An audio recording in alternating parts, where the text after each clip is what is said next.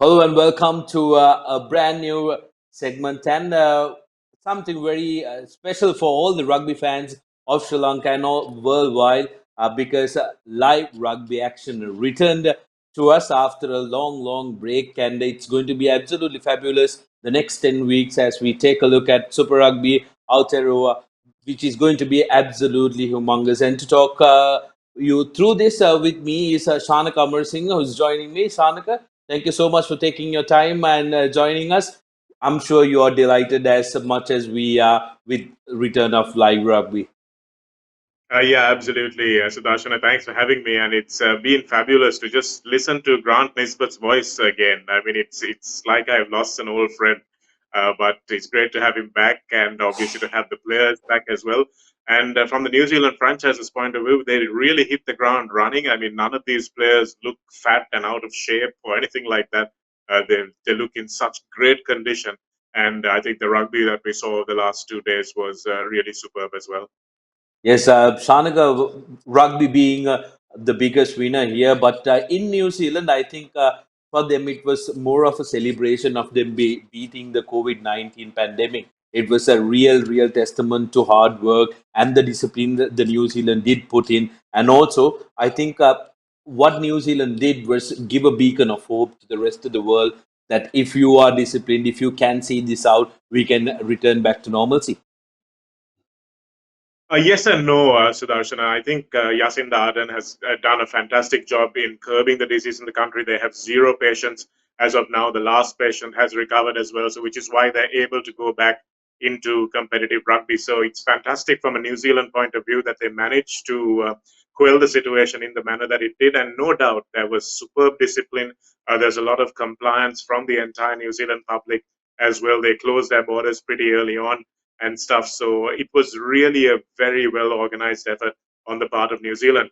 But I think it might be a little bit a false equivalence to say that the rest of us can do it in the same way, because I think New Zealand has a lot of things going for it. They're pretty much on the corner of the world. There's not a lot that they depend on in terms of tourism percentages, like perhaps countries like Sri Lanka and maybe the Caribbean, or even they're not even a tourist hub or a travel hub through which a lot of people go through, like maybe Singapore or London or maybe the Middle East or anything like that. So obviously they've kept themselves safe from that because of their geography. Apart from that, they've just got 4 and a bit million people in a huge country. So in the South Island, things like social distancing goes without saying. You have to drive for miles sometimes for a Saturday rugby game. So these are things that are kind of normal in New Zealand. It's just the hubs of Wellington and Auckland, perhaps, that needed social distancing. But apart from that, they don't have the population density of maybe a Brazil or maybe even a Colombo or India for sure. So there are things that were really going in New Zealand's favor, and I think it's great that they managed to beat it. But I think we really need to be realistic and maybe approach things with a bit more of a little less bravado, perhaps, now that one country has beaten it. We need to look at why they've beaten it and what we can do to try and emulate that. Yes, I think you did mention this on one of our earlier chats as well. New Zealand has a lot of things going right for them. That's right. And Tanaka, however, when it comes to the rugby gods and the rugby universe, it seems to be giving New Zealand an edge every time that they fall behind the rest of, or the rest of the world catches up to them. We saw at the World Cup how the other countries did put in a great effort against New Zealand, and maybe just maybe New Zealand was losing that control that they had on World Rugby. But now here comes the global pandemic, and then comes Super Rugby Aotearoa, and with the five New Zealand franchises, how important is it going to be for New Zealand to try and rebuild to be that superpower of World Rugby? Well, I don't think they've ever stopped being a superpower, Sudarshan, even though they've been beaten famously at some of the editions of the World Cup. I don't think they've ever stopped being the number one rugby nation in the world. I think South Africa, I'm just in the middle of Eddie Jones's book, and he says South Africa, if they get their act together, can really rival the All Black status.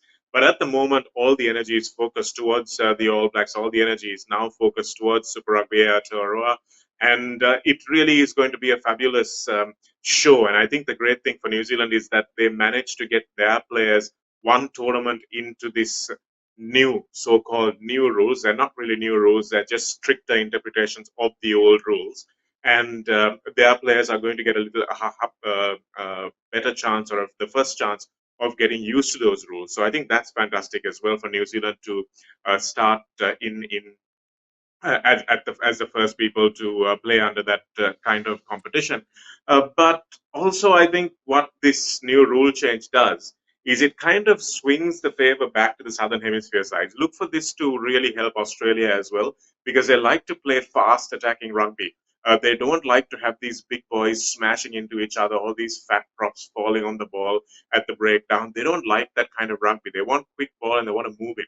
And that's exactly what we've seen. How superbly entertaining were both games between the Blues and the Hurricanes, and of course the Chiefs versus the Highlanders as well. Superbly entertaining games. Went right down to the wire the first game as well. Two drop goals changing hands. And so real excitement. So I think these rule changes are really going to swing things back in favor of attacking rugby. We might find these attritional teams like maybe England perhaps, or even France, having to change the way they play to adapt to these rules. So I think this is a good swing in favor of New Zealand and Australia if that's the way that the fans want to see rugby being played. I think most of the fans around the world would really love the way the Southern Hemisphere teams play their rugby. Good, fast, open rugby, which entertains, and we did see in the weekend as well. Now, before we move into taking a deeper look at the game, Shanaka, I think before the tournament started, some player changes, some player reshuffles happened between the New Zealand franchises, and we can't really go into addressing the games or the tournament before we take a look at that. Now, Neha Skada went to Highlanders from the Canes. Sam Whitelock coming back to New Zealand after his sabbatical to play rugby in Japan, and then Aaron Cruden came back in November back to the Chiefs, which is I think is going to be a very important addition to rugby in New Zealand. Bowden Barrett crossing over to the Blues from the Hurricanes, but I think the biggest signing that captured a lot of attention around the world was the man DC who crossed over from that famous red and black to the Blues. Did you ever think you'll have to see Daniel Carter in some other colour, Shanaka? No, I never thought we'd have to endure that, and I don't think nobody in Canterbury did either in the South Island. And I don't think even Daniel Carter expected that to happen. But Leon McDonald is his old teammate. He's played a lot of rugby with him.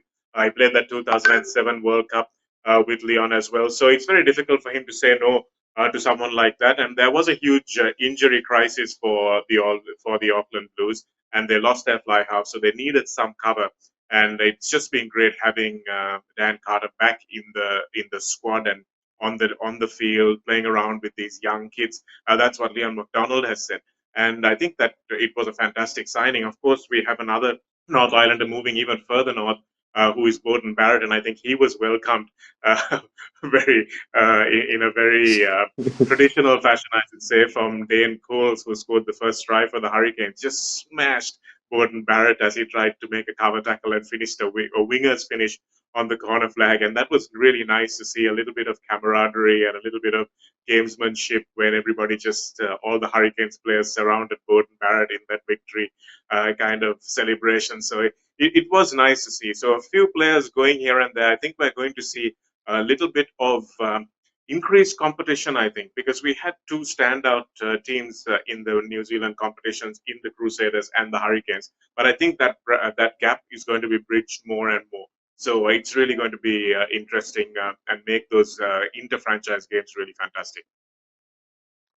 Now, Shanaka, talking about the Blues managed to sign Daniel Carter. Now, it was a big move that the Blues did. They've been trying this in the past couple of seasons. They signed Manonu and Sonny Bill Williams, which really didn't go their way. And now, bringing on Daniel Carter, he's 38 now. We know for the legend he is. Daniel Carter, he's past his best years of rugby.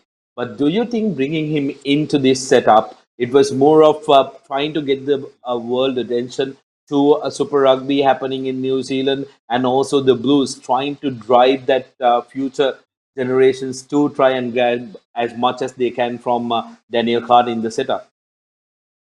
Yes, I don't think we can really be as naive, Sudarshana, as to suggest that there are no commercial interests in this whole thing. I'm sure Leon McDonald would have got a push on from not just the Auckland Blues, but from the whole New Zealand Rugby Union who organised this game to make sure that he has as many eyeballs glued onto the game as possible. And Daniel Carter is the biggest star in rugby. He's the most high-profile player, even still. He's probably the most recognizable player in the world. So having him on board is a huge factor. I think we talked about this on the ThePapare some weeks ago with Michael Jordan as well, and what a player he was in drawing crowds into the league. So it's not just about the games he wins. It's not just about the games he plays. It's just about how much interest he brings into the entire league. And I think that was a calculation that the Auckland Blues made when they got Daniel Carter on board. And I think that's going to be the commercial reality of things. If they could bring Richie McCaw back, I'm sure they would do that, but they can't because I'm sure he's not going to want to come back. But he's, 39 probably now, and he can't be getting smashed around by these young guys like Robinson and Papali and people. So he's not going to be wanting to come back. But Daniel Carter, just to have his presence around the field and have him do as many media interviews as possible, he's got a lot of airtime. So it's obvious what part of the agenda is. Yes, it was actually fabulous to see Daniel Carter taking a knee with Tana Manga as the two water boys for the Blues, whereas a Blues legend, Carlos Spencer, who was the assistant coach of Hurricanes, being the water boy for the Hurricanes. What high profile water boys for the two teams. Shanaka, let's quickly into the two games that were concluded. Highlanders taking on the Chiefs at Dunedin. It was a terrific curtain raiser for this competition. Really hinting at what we are to expect in the coming weeks. Bryn Gatland breaking his father's heart with the last minute drop goal. Yes, Warren Gatland coming back to New Zealand, probably with one eye on the All Blacks coach's job. Maybe not in the near future, but I think he might be hoping that Ian Foster has a few stumbles. But he wouldn't have been happy, even though it was his son that kicked the last minute drop goal that robbed them of the game. 28 points to 27 is how that one finished. And it was a superb match as well. A lot of people talking in New Zealand about the spate of penalties that we saw, 60 penalties in both games in the two matches that we saw. So I'm not really sure whether that is what we should be talking about. We really should be talking about how entertaining the games were and how fast the games were, and the fact that one went down right to the 79th minute. So I thought it was really outstanding. We saw some superb tries scored. We saw some nice long flat passes over the faces of defenses, which we don't really see when the referees allow the defensive teams to encroach on the offside line rather, as much as they have been in the past few years. So I thought it was really a fantastic spectacle for rugby, and both the games were massively entertaining. And I thought that the trading of drop goals between McKenzie and Gatland in the last 2 minutes of that game was just something that we will come to see more of as we get quick ball players. Players know how they can attack, and they're sure that defenses are not going to be so organized and so brutal that they won't be able to run the ball. We saw some brilliant line breaks. Nice to see guys like Rico Ioane coming back into the game. Aaron Cruden coming back into that match with the Chiefs and finding some spaces. So it really was nice for me. It was very refreshing to have rugby back, and rugby back in the way that it was. Yes, it was absolutely very interesting. 21 points to 23 was the score of Highlanders versus Chiefs. Highlanders, mind you, didn't have a very good season when it comes to the regular Super Rugby season. Earlier this year, they didn't get off to a good start, but they have been given a new opportunity to hit the ground running with Super Rugby in New Zealand, with these five franchises going at each other in their local derbies. Now, moving on to the next game, Blues versus Hurricanes, sold out crowd at Eden Park. It was actually the real curtain raiser. Shanaka. It was a fabulous game, high scoring game, 30 points to 20. Much was expected from Bowden Barrett, who, in my opinion, had a very quiet game except for that little bust up with Dane Coles. But for the Blues, a lot of things going right. Players like Sototo, who was the player of the match, the young number 8, putting his hand up and saying, "I want to be a big part of this team." And also, like you mentioned, Rico Ioane, really, really growing into that number 13 jersey. Early days for him, but the number of line breaks that he had, and also Terra Black. He has Dan Carter, who's outside waiting to come into that number 10 jersey. He has Bowden Barrett, who plays at number 10 for the All Blacks, playing in the same team, but he really did put his hand up and said, I'm ready for the challenge to wear the number 10 jersey at the Blues. Yeah, I think Oteri Black had a really good game, and I think that's partly what Leon McDonough was expecting, that Daniel Carter would come in and really show these young fly halves what it's like to play in that position, how to read a game, how to control a game. All that kind of stuff is what happens on the training pitch. So even though we may not see Dan Carter as much on the field, he's doing a lot behind the scenes, and I think what we see in the improved play of Black and the other young fly halves around the Blues is Dan Carter's influence. So that's why he's part of the setup. And I think it has been really fantastic. We saw Rico Ioane changing positions, coming in off that left wing and moving to number 13. It's going to be interesting to see what that battle is going to be like, because you've already got two quality midfielders in Anton Leonard-Brown and Jack Goodhue for the All Blacks already. So is he going to really put pressure on one of those two players as well? That's nice to see when you've got three quality players competing for two positions. That's really something that keeps driving everyone to get better and better. And Caleb Clark, I thought, was outstanding. But the good thing for Bowden Barrett was that he didn't need to do much, and they still won the game. So a lot of people were worried that he could become another one-man show if he moves to the Auckland Blues. But from his point of view, I think apart from that missed tackle, and I don't think anyone was going to stop Dane Coles at that pace from that distance. So I don't think you can blame him too much for that.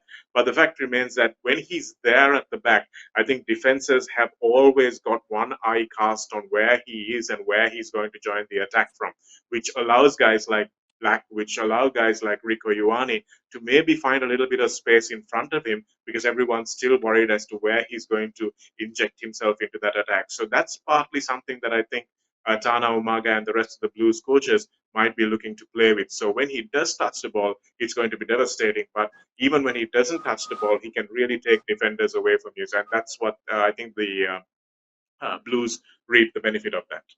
Shanaka, quickly now, you spoke about Bowden Barrett being a real threat, joining the line from the back. So now, when we look at the All Blacks perspective, Bowden Barrett, I know you've been a big advocate of him not being a number 10, but looking at how he's played for the Blues as well, is Bowden Barrett much more effective from the number 15 position than using him at number 10? Well, I'm looking at it from a team point of view, Sudarshan. It's like asking whether Brian Lara's better batting at opening slot or whether he's better batting at number 5. The same could be said of someone like Virat Kohli. If you've got Virat Kohli in the team, where do you put him? Where is he best? That's the kind of question that is. So for me, it's about what really suits the other players better. Cricket doesn't kind of fit into the equation as well, because it's not quite as a collective game as rugby is. So it's about, for me, where does Gordon Barrett suit the team best? And for me, I don't think he suits the team best at number 10, because his distribution skills are not as good as maybe someone like Aaron Cruden. I don't think his kicking out of hand is as good as some of the other players that we have in New Zealand. So as a result of that, I really do think that as a fullback threat, as a guy who's brilliant under the high ball, as a guy who's got amazing pace, a guy who's got fantastic cover defense, I think he's better served at fullback. And obviously, the fact that he's playing there, they've had a chat with the All Black selectors as well, and Ian Foster's probably said, "Look, I really need to see him playing at fullback more often, because I've got other plans at fly half." And you've got guys like Richie Mo'unga, you've got guys like Aaron Cruden or Terry Black who can really fit into this fly half position. So why do you want to take your best player who can be as good? Frankly, I think the best position for him is number 23, because then you can inject him into the game at some point, maybe half an hour left, and he can destroy oppositions, which is exactly what he was doing at the start of his career. He's become a little less devastating now because everyone's watching him. But I think his primary best position is number 23. But if you want to have him on the pitch for 80 minutes, then I think number 15 is probably the best one for him. And Shanaka, also something that came through from these two games is the fact that Damien McKenzie, as he hit the ground running after his injury, he was very good for the Chiefs. But same cannot be said about Adi Savia. Didn't look like he was really up to where he left off after his surgery. Well, two very different positions, isn't it, Sudarshan? And the fact is that Damien McKenzie didn't have to play that World Cup, so he had all of that time to recover, which was a shame for the All Blacks, but good for him as a player. And I think he's a much smaller player as well. So, I mean, as a 90-kilo guy having to recover from an ACL operation, it's much more difficult than it is for maybe a 65, 70-kilo guy. So that makes a huge difference as well.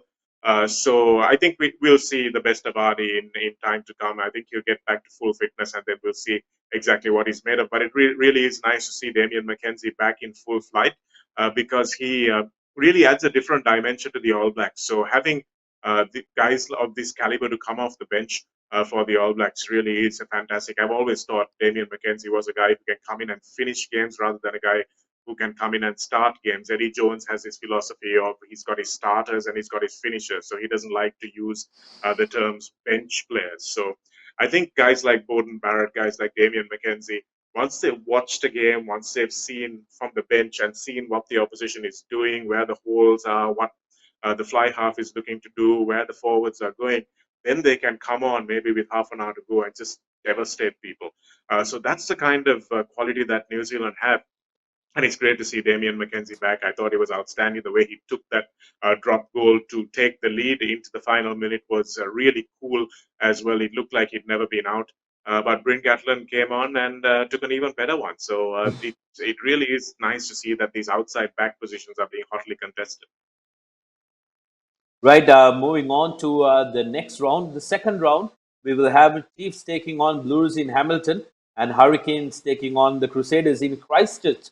So, with that, Highlanders taking a bye in the second round. Any predictions, Shanaka? How do you think these games will pan out? Crusaders are going to have their first hit out in Christchurch.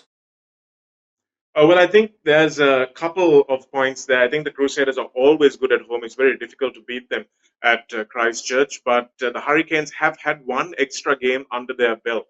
So there's always going to be a little bit of first game blues, and but I didn't think the Hurricanes were that flash. To be honest, I mean they've got to fill in the fact that they've lost Beauden Barrett. That's a huge loss for them. We're all talking about the Blues, but it's a huge loss for the Wellington Hurricanes as well. So I think that might come to the fore on at the next game. So that's something the Crusaders will probably look to exploit. It'll be nice to see where they are after their long break. And the other game, I think the Chiefs going up to the Blues, that's going to be a really interesting competition because the Blues have a little bit of confidence now. It's not often that they win their first game. So they've got a little bit of confidence, but I think the Chiefs, if Aaron Cruden starts, and I'd be curious to see whether Warren Gatland uses him in the starting jersey or he brings him on like he did in the last game. That's really going to be what I'm going to be looking at. But I think the Chiefs might just pull that one off given the way that they have, given what we've seen this weekend.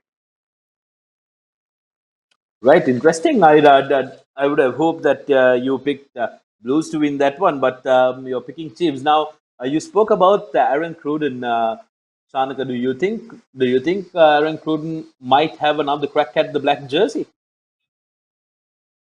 Well, I don't know, Sudarshana. I mean, I would like to think so because I've got a lot of time for him as a player. I think he reads games brilliantly. I think he lacks a bit of pace. His defense may not be as good as maybe Beauden Barrett, or certainly not as good as maybe Richie Moanga. But from what he brings in presence, the way he reads the game, the way he controls the game, his decision making, I think in terms of decision making, he's right up there and he's got a little bit more experience than Richie Moanga. So, in those terms, I think I would prefer to see him on the park. He's played in World Cup semifinals. He's won Youth World Cup finals. He's captained the Youth All Blacks. He's played in a World Cup final as well. So that kind of experience is difficult to replicate. So While you've got Moanga, I think Aaron Cruden may be playing a half of rugby and coming off. It's something that Richie Moanga can learn from as well. So I would like to see Aaron Cruden having a crack. I think if he stayed around, if he was around for this last World Cup, New Zealand might just have won it. Yes, that's exactly why I wanted to ask that question, because you were always on the thought that Aaron Cruden would have been a very valuable addition to New Zealand in the past World Cup squad. Now that brings us to a close in this segment. It was a great pleasure speaking to you about live rugby, Shanaka. We saw how excited the New Zealanders were filling up the stands. That was a great sight to see, and we are going to be blessed with 9 more weeks of absolutely terrific action. Local derbies they may be, but they are going to be as good as Test rugby action. And what is the game that you're really looking forward to in the coming weeks, Shanaka? I think it's going to be the Chiefs versus the Crusaders. That's going to be a really interesting matchup as well, and it would be nice to see what the Blues bring to the party as well. So the Blues playing the Hurricanes. That's going to be an interesting matchup. Also, so let's wait and see how Blues playing the Chiefs rather. That's going to be a really interesting matchup as well. But just don't write off any of these teams. That's why this Aotearoa tournament is going to be fantastic. Brilliant. Thank you so much. Me personally, I'm going to really wait for the Blues to get revenge from the Crusaders. Crusaders have been giving them a real hard time in the past couple of years, hoping for them to really break Crusaders apart. Hopefully this year, given the fact that all of their legends are gone and one of their legends are with the Blues. So hopefully Dan Carter can score that winning try or convert the winning conversion against the Crusaders, and Blues can be Keep victorious dreaming. this time Keep around. dreaming to that. All right, then that's it from us from this segment. It's been an absolute pleasure chatting with you, Shanaka. Thank you so much for joining with us. And all of you, please do log on to Sri Lanka's #1 sports app, ThePapare.com, in order to have absolutely brilliant information on Super Rugby Aotearoa, which is going to be a terrific tournament. Thank you for joining. Subscribe to our YouTube channel for more videos like this. And don't forget to hit the bell icon for our latest content.